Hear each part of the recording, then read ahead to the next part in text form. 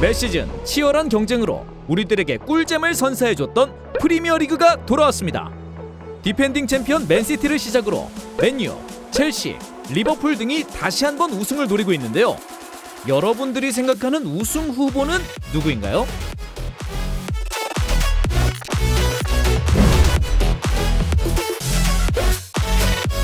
누가 뭐라 해도 디펜딩 챔피언 맨시티의 우승 가능성이 크다는 것은 부정할 수 없습니다.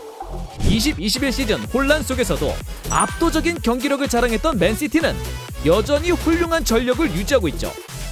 아구에로와 가르시아 등 몇몇 선수들이 이탈하긴 했지만 주축들은 여전히 남아있으며 그릴리시라는 훌륭한 자원까지 영입하면서 공격진에 화력을 더했습니다.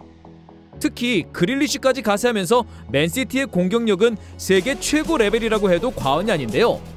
월드클래스 더 브라이너를 비롯해 마레즈, 필포든, 스털링, 페란 등 더블 스쿼드를 구축하고 있습니다.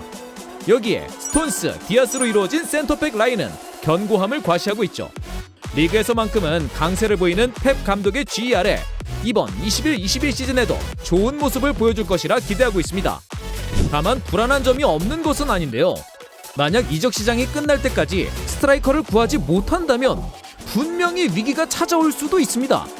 사실상 제수스가 유일한 최전방 자원으로 남아있는 가운데 제수스마저도 이전까지 믿음직한 경기력을 보여주지 못했죠. 이로 인해 가끔씩 사용했던 제로톱 전술도 효율적이지 못했습니다. 케인의 이적설이 수면 위로 떠올랐던 이유죠. 게다가 여전히 좌측 풀백 문제를 해결하지 못했습니다. 맨디는 사실상 전력 외로 분리되고 있으며 전문 풀백이 아닌 진첸코를 사용하거나 칸셀루를 좌측으로 기용하곤 했죠. 과연 맨시티가 안고 있는 고민을 해결하면서 챔피언의 왕좌를 지켜낼 수 있을까요? 맨유를 향한 기대감이 가득합니다. 20-21 시즌 2위로 마무리하면서 가능성을 보이더니 좋은 영입을 성사시키며 우승 경쟁에 힘을 보탰죠. 측면 자원 제이든 산초를 품으며 파괴력을 더했고 챔피언스리그에서 수차례 비결을 들어올렸던 라파엘 바란까지 데리고 왔습니다. 팬데믹 사태로 인해 어려웠던 이적 시장을 성공으로 이끌었죠. 뿐만 아니라 포그바, 브루노의 공존 문제에서 해결책을 찾은 듯 보이며 마침내 자신의 능력을 펼치고 있는 루크쇼도 호평을 받고 있습니다. 여기에 래쉬포드, 그린우드 등 어린 선수들의 활약까지 더해진다면 밸런스가 완벽에 가까운 팀이 될 수 있겠네요. 다만 개인적으로 한 가지 아쉬운 점이 있는데요. 바로 3선의 조합입니다. 맨유라는 메가클럽의 위상, 동시에 리그와 챔피언스리그에서 우승에 도전해야 하는 팀으로 봤을 때 프레드와 맥토미니, 마티치로 이루어진 3선은 조금 약하다고 보는데요.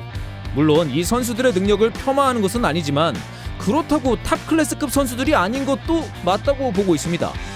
단순히 경쟁팀을 살펴봐도 맨시티에는 귄도안, 로드리가 있으며 첼시에는 캉테, 조르지뉴가 버티고 있죠.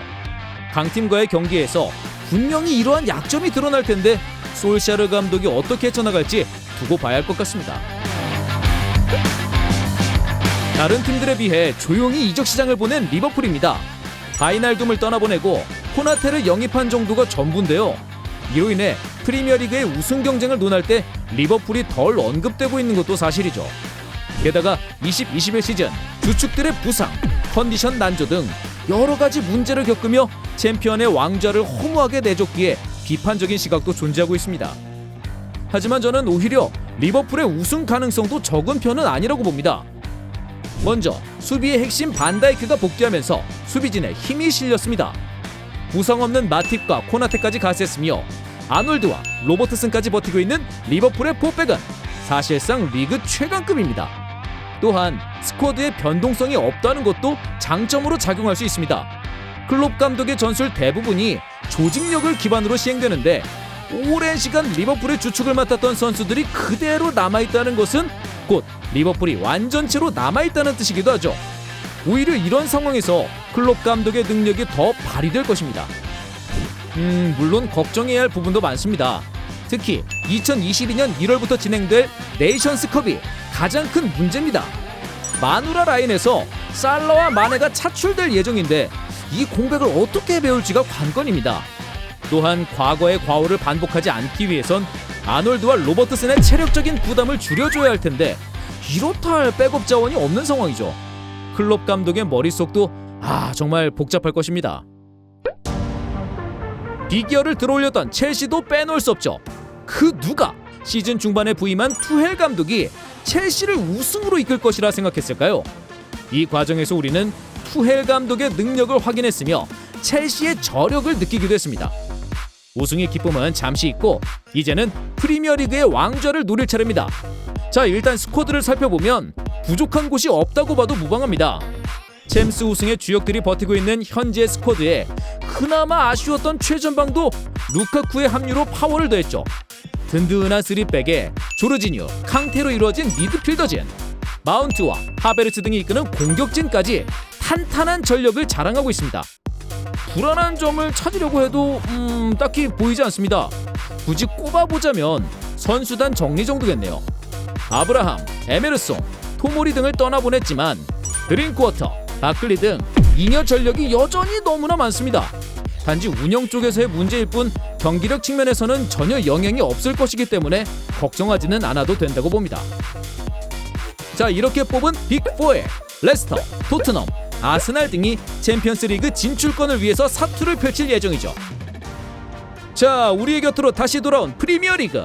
항상 시즌 말미까지 치열한 경쟁으로 빅재미를 선사했던 것처럼 이번에도 훌륭한 경기들을 기대하고 있는데요. 우승의 영광을 차지할 팀은 누가 될지 같이 지켜보시죠. 지금까지 터치비였습니다.